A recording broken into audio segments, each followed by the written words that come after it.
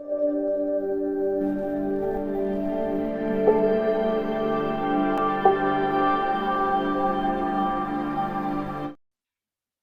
friends, get ready for the dictation of SSC Stenographer Grade D Master Passage held on 20th June 2022. Get ready. 3, 2, 1, start. Mr. Deputy Chairman, the development of rural areas and improvement in the quality of life of the rural people has been of primary concern in the economic planning and development of the country.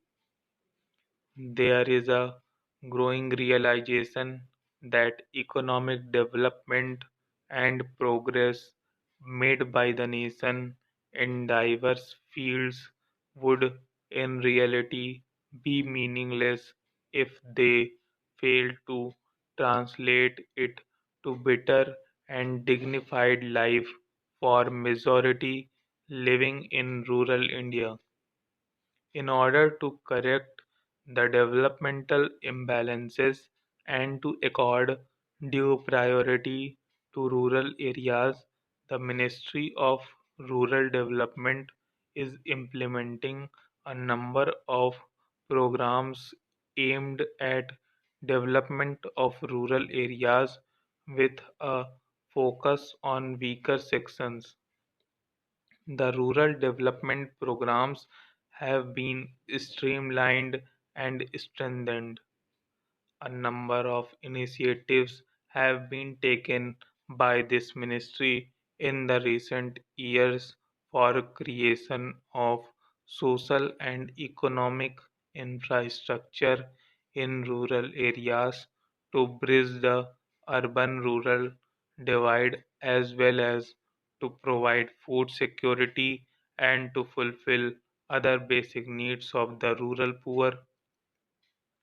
To match with economic liberalization and structural adjustment and to provide for safety, especially for rural poor, top priority has been accorded to rural development in terms of increasing the allocation of resources for the implementation of poverty alleviation programs. The allocation fund for the rural development programs has been increased for the 10th plan. The creation of employment opportunities with food security has been an important objective of developmental planning in India. The relatively higher growth of population and labor force has led to increase in the volume of unemployment and underemployment from the one plan period to another. With the working age population growing quite faster, the number of unemployed Indians is almost doubled. The declining employment rate shows that our growth process is falling. The real wages have been declining. The Government of India aims to bring employment through wage and self-employment into a larger focus with goal of reducing unemployment and underemployment to a negligible level and of providing food security against hunger. Such an approach is necessary because it is realized that larger and efficient use of available human and other resources is the most effective way of alleviating poverty, reducing inequalities, improving nutritional level, and achieving a reasonable high pace of economic growth. To make a tend on the prevailing poverty, unemployment, and slow growth in the rural economy, and to provide food security to facilitate faster growth in the rural areas and to increase opportunities of employment, to provide greater importance of wage employment in rural areas. The National Rural Employment Guarantee Act was passed by the Parliament for securing livelihood of the people in the rural areas by guaranteeing 100 days of employment in a financial year to a rural household. This act makes a shift in the whole strategy of existing wage employment programs, because this act is not just a scheme, it provides a legal guarantee.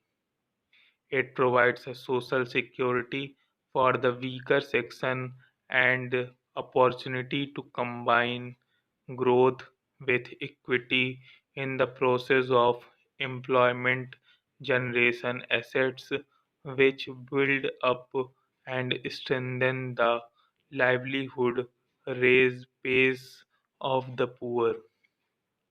Within 5 years, the Act will be extended to the whole country.